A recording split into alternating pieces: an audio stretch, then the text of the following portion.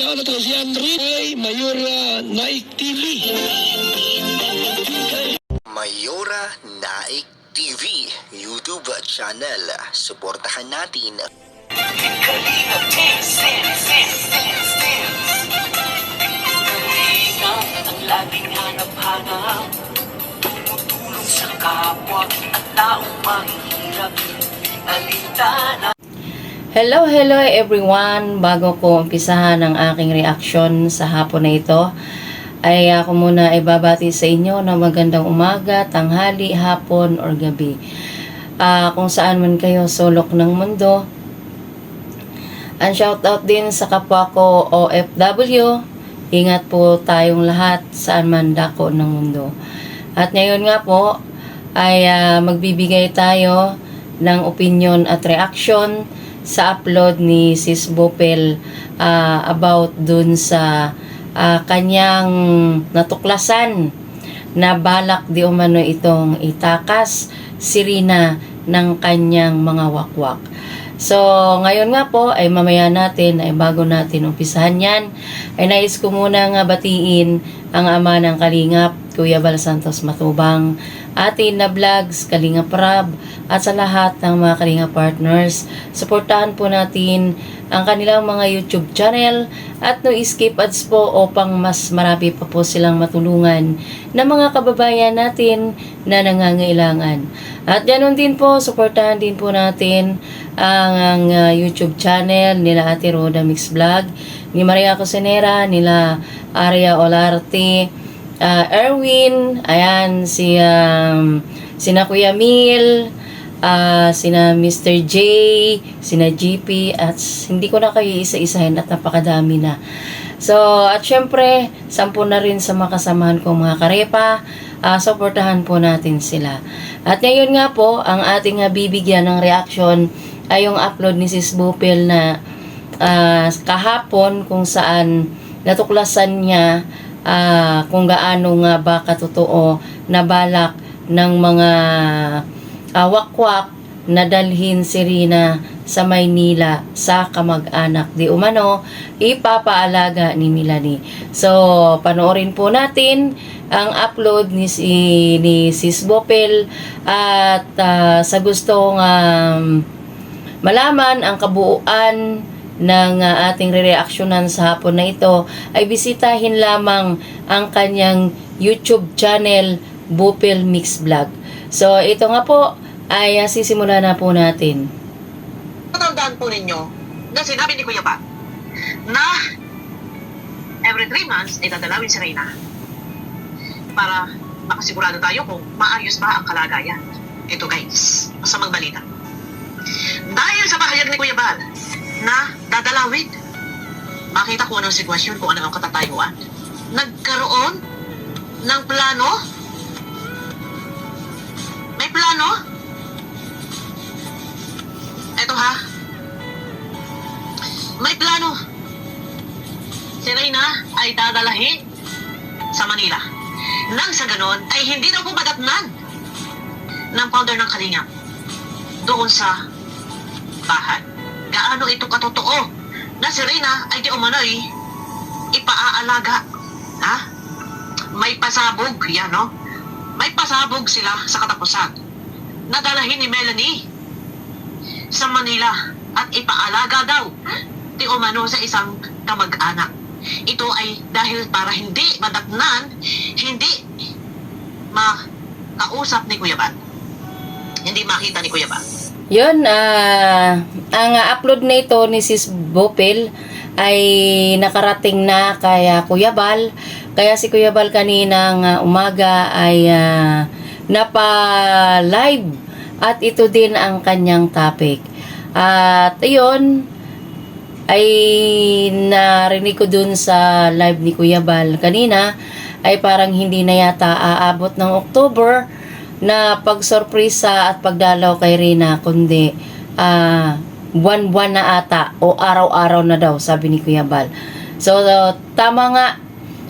Kaya nagtatanong dito, mayroong tanong dito si Bopel kung gaano katotoo na ang balak nilang dalhin nga si Rina sa Maynila. Wag namang ganon. Dahil Alam nyo naman ang bata may sakit. So, patuloy natin. Hindi makita ni Kuya Bal. Gaano ito katotoo? Yan. Sabi dito, natakot sila sa pagpunta ni Kuya Bal. Kaya naman, gumagawa ng paraan kung paano ito maitatago. Gaano ito katotoo? No? Na si Rain. May natanggap kasi siya, mga kalingap at mga karina, na ang nakalagay kasi dito, yan ang pasabog nila sa katapusan na dalhin ni Melanie sa Maynila at ipaalaga daw sa isang kamag-anak. Ngayon, may nagsumagot siya, sabi na takot sila sa pagpunta ni Kuya Bal. Yan ang nakalagay kasi dito na natanggap na conversation ni message ni Sis Bopel. Kaya nag-ano siya, kaya binigyan niya na ito ng reaction at opinion sa kanyang sarili at ito na ngayon. So, ayan. Ay dadalahin sa Manila at doon na mag-i-stay. Di umano ay ipapaalaga sa kamag-anak. Dito guys, meron akong hawak na screenshot. Ito ay post ni Founder Ann sa kanyang community. Ang nakalagay po dito guys, ito po ayon sa aking sagap at ako'y nag-research muna kung saan lang galing itong screenshot na to. Total ito naman ay naka-public, ipinost ni Founder Ann. Itatago ko muna ang pangalan. Ang usapan po dito, di umano ito daw po ay mga sponsor. Ang usapan po dito ay, ayan po, hindi Mars. Iba yung pabahay na galing kay Rowena. Di na daw yan, Mars, ipagagamot si Reyna sa St. Luke Hospital. Usapan daw po ito ng mga sponsor. Hindi na daw po ipagagamot si Reyna sa St. Luke. Gaano ito katotoo? Dayong nang kinuha ni Melanie si Reyna sa Kalingap, di umano'y ipagagamot niya. Ang tanong, Ayun nga, saksin nga din tayo dito, sa pagkuha ni Melanie kay Kuya Bal at nadinig natin at nakita natin sa vlog nito ni Kuya Bal na ang dahilan kaya binawi si Rina ay ipapagamot sa St. Luke. Ganun pa man ay nakatanggap ng isang message si Founder Ann at ipinost nito sa kanyang Facebook page. Kaya nakuha ito ni Sis Bopel. At yun na nga ang kanilang conversation na hindi na matutuloy ang pagpapagamot kay Rina sa St. Luke. Kasi halata naman, mga kalingap, na hanggang ngayon ay wala pa rin nangyayari sa St. Luke na pinagsisigawan nila noon. Kaya nga binawi nila si Rina sa Team Kalingap dahil ipapagamot di umano ito. Bago ito, walang mangyayari. Walang St. Luke na maghaganap. So, tuloy natin. si Melanie lang ba ang nagdesisyon or iba pa?